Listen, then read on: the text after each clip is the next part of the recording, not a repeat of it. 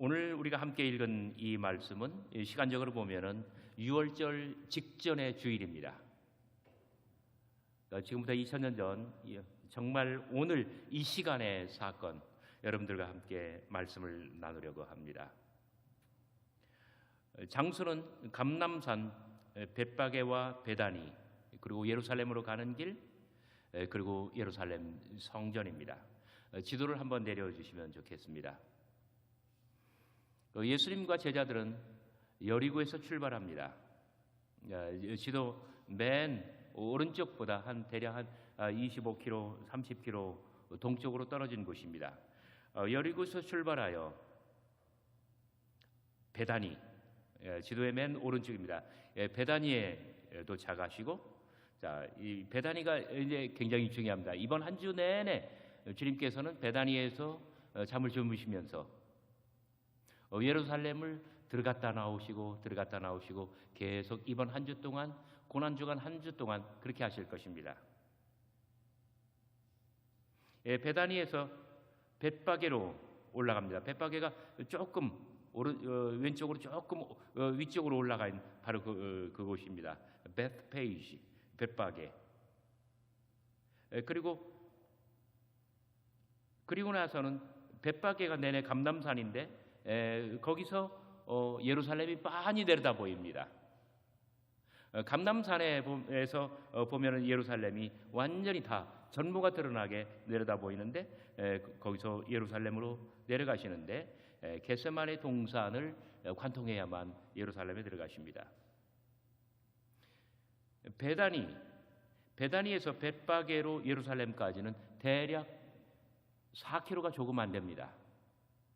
우리식으로 걸으면 한 10리 정도 된다고 할까요? 10리길이면 보통 한 얼마나 걸리나요? 한 1시간 정도면 쉬지 않고 걸으면 갈 수 있는 거리입니다. 감람산은 마가복음 13장을 보면 예수님께서 아주 거대한 종말 교훈을 가르칠 때 마태복음 24장, 25장 그리고 마가복음 13장 종말장이 모두가 다 이 감람산에서 제자들에게 주신 말씀입니다. 그리고 누가복음 맨 마지막 25장, 24장 50절과 사도행전 1장 12절에 보면 이 감람산, 그러니까 벳바게 감람산이 예수님께서 승천하신 장소입니다.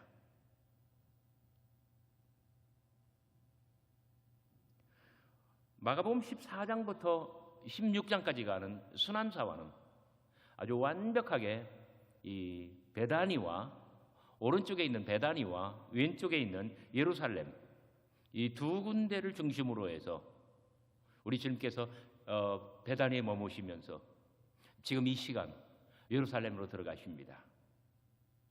그리고 11장 11절 보면 저물매 그러면 이제 하루가 끝나는 거예요. 그럼 예수님께서는 다시 베다니로 돌아오십니다. 그리고 월요일 날 또 베다니에서 출발하여 예루살렘을 다녀오시고 또 화요일 되면은 예루살렘 또 한 번 들어갔다 나오십니다. 화요일 날은 굉장히 긴 날이었습니다. 11장 마지막부터 12장 마지막까지 나와 있는 5개의 피곤한 예루살렘 논쟁이 다 화요일 날 사건입니다.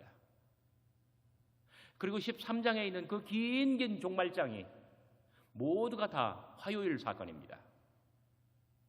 그러니까 주일날 예루살렘 한번 들어갔다 나오셨죠. 월요일날 한번, 화요일날 한번. 그리고 수요일날, 이번 주 수요일날은 예루살렘 안 가셔요.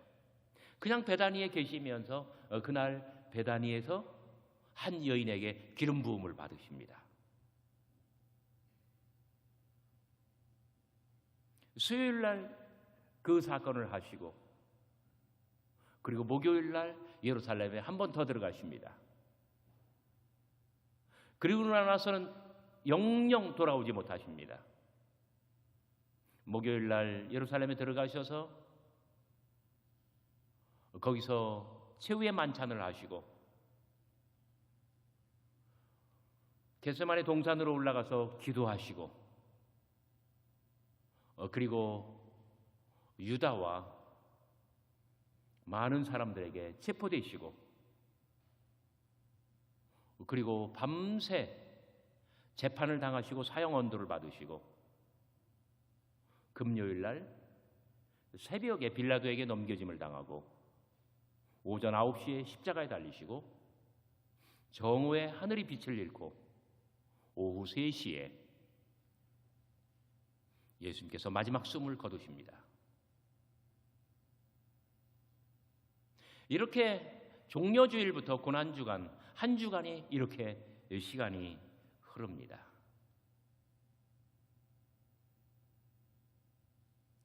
바로 어제쯤의 일입니다. 마가복음 10장 46절부터 52절까지 보면 바디메오의 이야기가 나와 있습니다.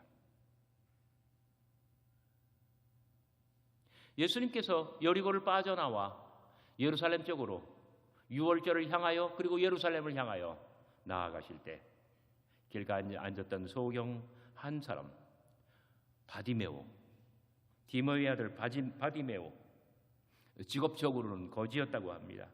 다윗의 자손 예수여 부르짖으며 결국 그 소리가 예수님의 발걸음을 멈추게 하고 자기는 광명을 얻습니다. 여기 다윗의 자손 예수여라고 불렀습니다만 후이오스 다비드, 다윗의 아들, son of David, 다윗의 자손, 다윗의 아들 같은 뜻입니다. 구약 성경을 보면 다윗의 아들 솔로몬은 왕이 되기 위하여, 대관식을 위하여 노새를 타고 예루살렘으로 들어갑니다. 다윗의 아들 그리스도는 오늘 나귀를 타십니다. 스가랴 9장 9절, 시온에 따라 크게 기뻐할지어다, 예루살렘에 따라 즐거이 부를지어다. 보라, 내 왕이 내게 임하나니 그는 공의로우시며 구원을 베푸시며 겸손하여서 나귀를 타시나니 나귀의 작은 것 곧 나귀 새끼니라. 다윗의 아들 솔로몬은 왕이 되기 위하여, 왕의 대관식을 위하여 나귀를 타고 예루살렘에 입성했습니다. 오늘 예수님께서는 나귀 새끼를 타고 예루살렘에 들어가실 것입니다. 왜? 그는 다윗의 아들, 다윗의 자손 메시아이기 때문입니다.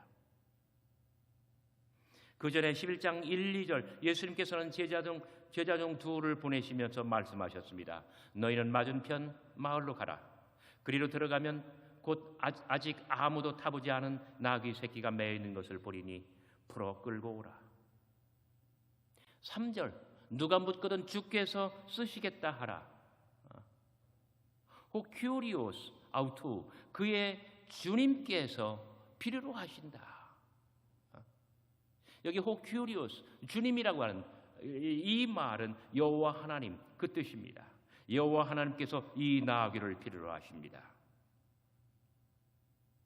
예수님께서 주님이시고 그리고 다윗의 아들이시라면 그는 나귀 새끼를 타고 입성하게 될 것입니다. 여기 한 마리 나귀 새끼가 있습니다. 이 새끼는 어미를 잃고 고삐를 뚫은 적이 없으며 아직 멍에를 맨 적이 없습니다. 그런 나귀는 그리스도가 부담스럽습니다. 몸집은 작지만 두 눈은 큽니다. 눈방울은 얼굴 위로 굴러 내려올 듯 툭 튀어나와 있습니다. 겁에 질린 듯 커다란 눈망울은 한없이 맑은데 순결한 눈빛은 마냥 슬픕니다. 이 나귀를 탈 수 있을까? 이 나귀가 세상 죄를 홀로 진 그리스도의 무게를 견딜 수 있을까? 제자들은 나귀 새끼를 예수께로 끌고 와서 자기들의 겉옷을 그 위에 얹어 놓음에 예수께서 타셨다 합니다. 예수께서 어린 나귀를 타시니 어리고 슬픈 나귀가 힘에 부쳐 비틀거립니다. 제 등에 처음 태워보는 그분이 너무 낯설고 무거워서 나귀는 세차게 날뜁니다. 나귀가 뛸 때마다 예수도 흔들립니다. 고삐도 없고 멍에도 없는지라 격하게 흔들려 몸을 통제할 수가 없습니다. 제자들과 사람들이 혀를 찹니다. 당신의 마음에 가득하였던 하늘의 꿈도 심하게 요동칩니다. 한참 후에라야 나귀는 비로소 균형을 잡고 똑바로 직립합니다. 예수와 나귀가 한 몸이 되고 함께 움직입니다. 숨을 죽이고 지켜보던 자들이 환호성을 지릅니다. 소리에 놀랐는지 예루살렘의 사람들이 더욱 모여듭니다. 드디어 모양새는 갖춰졌습니다. 8절, 두 제자가 겉옷으로 나귀를 입힙니다. 사람들도 옷을 벗어 길 위에 쭉 펼칩니다. 예수를 모신 나귀는 이 모든 것들을 들여밟고 앞으로 예루살렘으로 행진합니다. 사람들은 예수를 새로운 왕으로 생각했던 것입니다. 감람산 아래에는 이렇게 새로운 길이 났습니다. 다윗의 아들 주 그리스도 되신 왕의 길. 다윗의 아들 새 임금의 거대한 행렬은 벳박의 무화과 나무의 집에서 출발합니다. 말라기, 학개 등 선지자들의 무덤 곁을 지나면서 죄를 넘습니다. 9절, 10절, 예루살렘에 당도했을 때 사람들은 한 목소리로 찬양합니다. 호산나, 가장 높은 곳에서 호산나. 여러분, 호산나라고 하는 말은 우리를 구원하소서 이 뜻입니다. 다윗의 시 시편 118편 25, 6절에 보면은 여호와여 구하옵나니 이제 구원하소서. 여호와여 우리가 구하옵나니 이제 형통하게 하소서. 여호와 주의 이름으로 오시는 자가 복이 있으며 우리가 여호와의 집에서 너희를 축복하였노라. 이렇게 노래합니다. 여호와의 문에 이르는 길 위에서 부르던 축제 행렬의 아름다운 찬송입니다. 호산나 우리를 구원하소서. 호산나 우리를 구원하소서. 가장 높은 곳에서 호산나. 9절 찬송하리로다 주의 이름으로 오시는 자여. 이것은 다윗의 나라를 회복할 메시아 그리스도를 찬양하는 찬송의 소리입니다. 10절 찬송하리로다 오는 조상 다윗의 나라여. 그가 세울 다윗의 나라가 벌써 이만치 눈앞에 가깝습니다. 11절 예수께서는 예루살렘에 당도하십니다. 그러나 뜻밖에도 예루살렘은 조용합니다. 예루살렘은 예수님, 다윗의 아들 예수 그리스도를 그런 분으로 영접치 않았던 것입니다. 다윗의 나라도 그들에게는 오지 않았습니다. 왕의 행렬은 그렇게 끝이 났습니다. 11절 예수께서는 성전을 들어가사 모든 것을 둘러보시고 때가 이미 저물매 열둘 데이고 나가 베다니로 가시니라.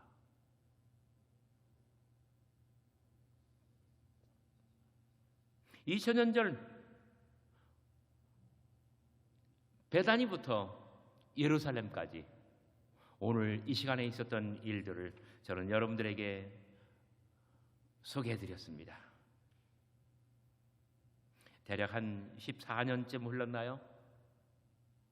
저와 집사람은 예루살렘 성지에 가서 나귀를 탄 경험이 있습니다.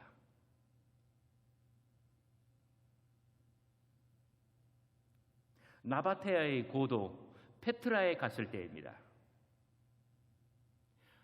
페트라 관문을 지나서 앞부분에서부터 저 위에까지 나귀를 타고 올라갈 기회가 있었는데 어린 나귀가 얼마나 사납게 아주 흔들거리는지 모릅니다. 저희 집사람은 겁이 굉장히 많아요. 근데 누가 조금만 옆에서 잡아주면 굉장히 마음의 안정을 찾고 그리고 뭐라 그럴까요? 이제 당황하지 않아요. 그래서 집사람이 탄 나귀를 바로 제 앞에 세우고 저는 뒤에서 말로만 조정을 합니다. 여보, 절대로 겁먹지 마. 온몸에, 특히 어깨에 힘을 다 빼. 그리고 나귀에게 몸을 맡겨. 나귀가 춤을 추면 같이 춤을 추고, 나귀가 흔들리면 같이 흔들고, 그저 온몸을 나귀에게 맡겨. 그래서 나귀의 몸을 맡기니 나귀의 움직임과 율동에 자신을 싣고, 그리고 나와 나귀가 하나가 되어서 페트라를 오릅니다. 페트라 오르는 길은 완전히 뾰족뾰족한 자갈길입니다. 그런데 어린 나귀는 정말 기가 막히게 그 길을 잘 걸어요. 이렇게 가는데 그냥 반드시 가면 이렇게 뭐랄까요? 사납게 내려와 있는 바위에 제 몸이 부딪힐 것 같아요. 그러면 아슬아슬하게 피하려고 몸을 이렇게 하면은, 몸을 틀면은 그 나귀 몰이꾼이 이야기합니다. 걱정하지 말라. 몸을 비틀지 말라. 그냥 가만히 있어라. 나귀가 안다. 나귀가 길을 안대요. 그냥 반드시 가면 이게 툭 튀어나와 있는 바위에 딱 부딪히게 되어 있지만은 나귀가 알아서 피해서 간다는 거예요. 그 말을 듣고 정말 가만히 있으니 나귀가 피해서 갑니다. 나는 그날 나귀 타고 들어가신 예수님의 예루살렘 입성에 대한 완전히 새로운 통찰을 얻게 되었습니다. 이 통찰을 저는 여러분들과 함께 나누고 싶습니다. 어린 나귀 새끼. 이 나귀는 순결 하나 매여 있습니다. 아직 아무도 타보지 않은 나귀. 그러나 무엇엔가 묶여 있습니다.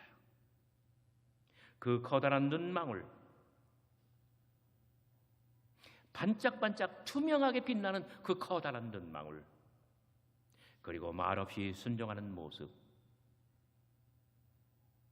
우리도 이와 같은 존재입니다. 영혼은 순결하고, 때때로 우리가 마음을 조금 가다듬기만 하면 우리는 숭고한 생각, 그러한 마음을 얼마나 가득 가지고 있습니까? 그런데 또 우리는 다른 한편 생각해보면 무엇인가 매여있는 그런 존재입니다. 때때로 압박감도 많습니다. 스트레스도 많습니다. 우리는 이렇게 순결한 눈망울을 가졌으나 매여있는 존재입니다. 그런데 이 나귀는 주님께서 보내신 사도를 만나 풀림을 받습니다. 예수께서는 맞은편 마을로 두 제자를 보내십니다. 여기 두 제자는 보냄받은 사람, 곧 사도입니다. 나귀를 찾고 이리로 데려오라는 바로 그런 뜻이었습니다. 두 사도는 마침내 나귀를 찾아 그 매여있던 것을 풀고 예수께로 데려옵니다.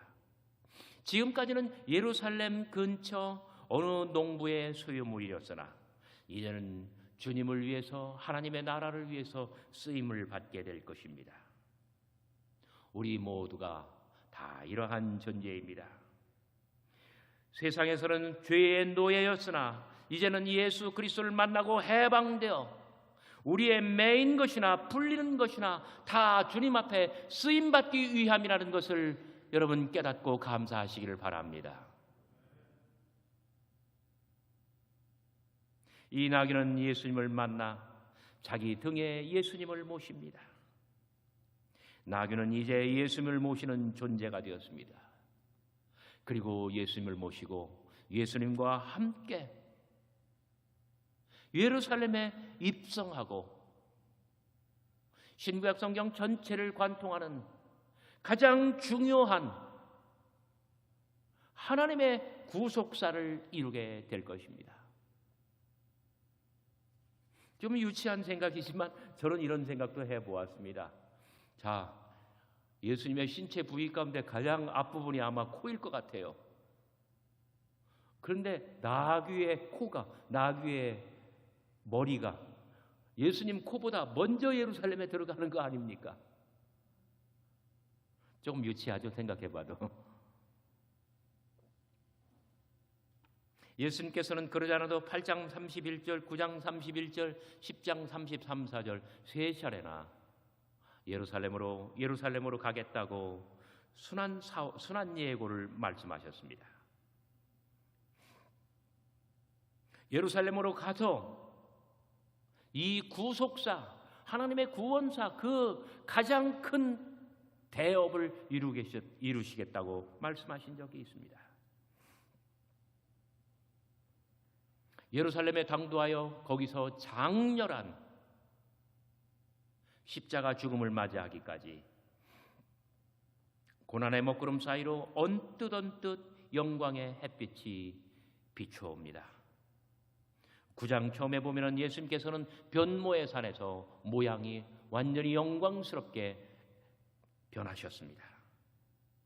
그리고 오늘 예루살렘 입성 8절부터 10절까지 사람들은 환호하고 예수님을 환영합니다. 그리고 14장 3절부터 9절까지 베다니 한 이름 없는 여인에 의해서 주님께서는 머리에 기름 부음을 받으시고 기름 부음 받은 자 그리스도 대관식을 받으십니다. 이렇게 고난의 먹구름 사이로 언뜻 주님께서는 아주 한정된 그러한 영광의 순간을 맞이하십니다. 예수님과 어린 나귀는 초라한 행렬을 이루었으나 마침내 왕의 길을 걸으십니다. 그리하여 10절 사람들은 환호합니다. 오는 우리 조상 다윗의 나라여. 이렇게 주님께서는 나귀를 타셨으나 마침내 나귀와 하나 되셨습니다. 저는 오늘 새벽 정말 손흥민 축구를 봤는데요. 세 골을 넣더라고요. 정말 불세출의 아주 영웅 축구 선수예요. 옛날에 마라도나도 그랬고 지금 메시도 그렇고 손흥민도 그렇고요. 이 공을 가지고 막 질주할 때 보면요, 공이 발에 붙어 있어요. 이 땅의 진정한 농부는 이 신토불이라고 합니다. 신토불이 무슨 뜻이에요? 네 글자 나오면 다 아주 유창해 보이죠, 그죠? 신토불이 몸과 땅이 하나다 이거예요. 농부는 원래 땅에 몸을 붙여 사는 존재예요. 오늘 주님께서도 그러십니다. 당신과 나귀는 한 몸입니다. 나귀는 주님과 한 몸입니다. 연합되어 있습니다. 오늘 우리가 세상에 매여 있는 존재로부터 해방되어 정말 주님과 하나가 되고 그리고 주님과 함께 예루살렘에 입성하고 그리고 하나님께서 미리 정하신 예정하신 그 모든 구속자를 함께 이룰 수만 있다면 얼마나 좋겠습니까? 앞으로 우리는 이러한 삶을 살기를 원합니다. 나귀를 타고 나귀와 한 몸을 이루었으나 마침내 나 스스로 어린 나귀가 되어 주님을 모시고 함께 그리스도의 몸된 교회를 섬기는 교우들을 모시고 그리고 누군가 그리스도의 손길을 필요로 하는 그 많은 사람들을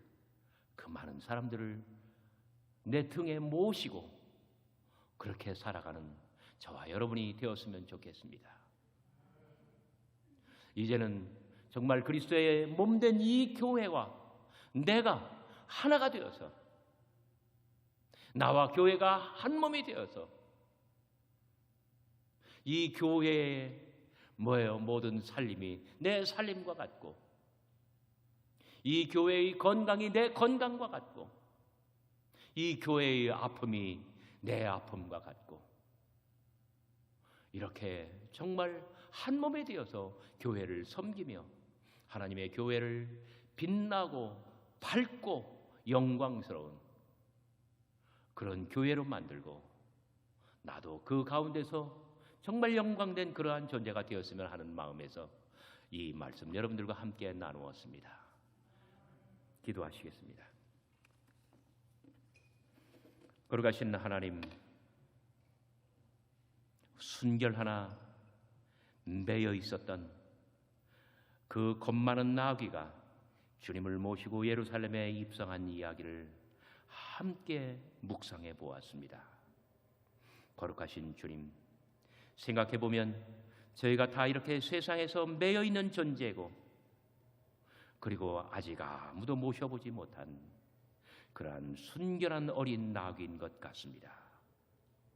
이제부터는 주의 복음을 듣고 주의 말씀을 듣고 주님을 모시고 예루살렘으로 가는 그런 어린 나귀처럼 되게 하여 주옵소서. 주님을 모신 나귀, 주님의 필요를 느끼는 모든 사람들을 섬기는 생활, 그리고 나와 주님이 하나 되고 나와 교회가 하나 되는 그러한 삶을 살아갈 수 있도록 주여 도와주옵소서. 거룩하신 주님, 주의 사랑하는 모든 성도들을 축복해 주옵시고 가정이 평안하게 하여 주옵시고 하나님의 교회가 주의 영광으로 빛나게 하여 주옵소서. 예수 그리스도의 이름으로 간절히 기도하옵나이다.